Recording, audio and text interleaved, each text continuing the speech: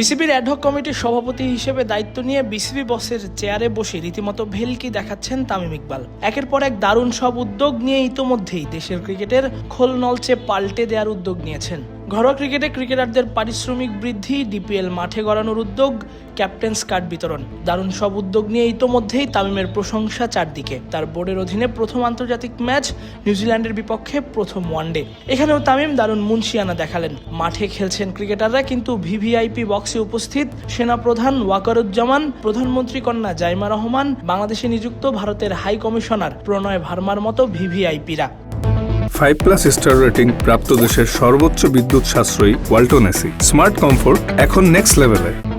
Match শুরুর আগেই তামিম উপস্থিত হন স্টেডিয়ামে, দলের সঙ্গে জাতীয় সঙ্গীতে গলা মেলান। এ সময় তার সাথে ছিলেন তার পুত্র আরহাম ইকবালও। ম্যাচ শুরুর কিছুক্ষণ পরে স্টেডিয়ামে হাজির হন জাইমা রহমান। ভিভিআইপি বক্সে বসে ম্যাচ শুরুর সময়টা থেকেই তিনি বাংলাদেশের বোলিং উপভোগ করেন। বাংলাদেশের বোলিং ইনিংসের সময় দেখা যায় মিরপুর শেরেবাংলা স্টেডিয়ামে এসেছেন বাংলাদেশে নিযুক্ত ভারতের হাই কমিশনার প্রণয় কুমার ভার্মা। তাকে স্বাগত জানান বিসিবি সিইও নিজামুদ্দিন চৌধুরী। ভারত বাংলাদেশ সম্পর্কের যে উন্নতির আশা করছে সাধারণ মানুষ, সেটারই বলা যায় প্রথম পদক্ষেপও। ভারতের হাই কমিশনারের বাংলাদেশের ওয়ানডে ম্যাচ দেখতে আসার উপস্থিতি যেন সেই বার্তাই দিচ্ছে, আর সেটার কারিগর বিসিবি বস তামিম। যে খেলার কারণে ভারত বাংলাদেশের মধ্যকার সমস্যা, সেই খেলা দিয়েই যেন তিনি চাইছেন সেটার নিরসনের। জাইমা এবং ভারতীয় হাই কমিশনারের উপস্থিত হওয়ার কিছুক্ষণ পরই কড়া নিরাপত্তা স্টেডিয়ামে হাজির হন সেনাবাহিনী প্রধান। এর আগেও তিনি মিরপুরে এসেছিলেন, কিন্তু তামিমের অধীনে বিসিবি বোর্ডের প্রথম ম্যাচেই সেনা প্রধানের উপস্থিতি বলে দেয় তামিম ঠিক কতটা যোগ্য সংগঠকও বটে।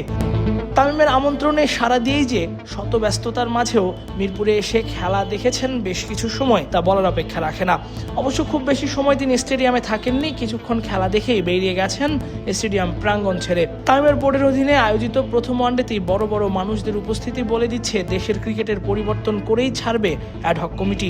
এখন দেখার বিষয় মাঠের ক্রিকেটে প্রথম ওয়ানডেতে ভিভিআইপি বক্সে থাকা হেভিওয়েট দর্শকদের খুশি করতে পারে কিনা বাংলাদেশ দল, আর সেই খুশিটা হবে বাংলাদেশ প্রথম ওয়ানডেতে নিউজিল্যান্ডকে হারিয়ে দিলেই।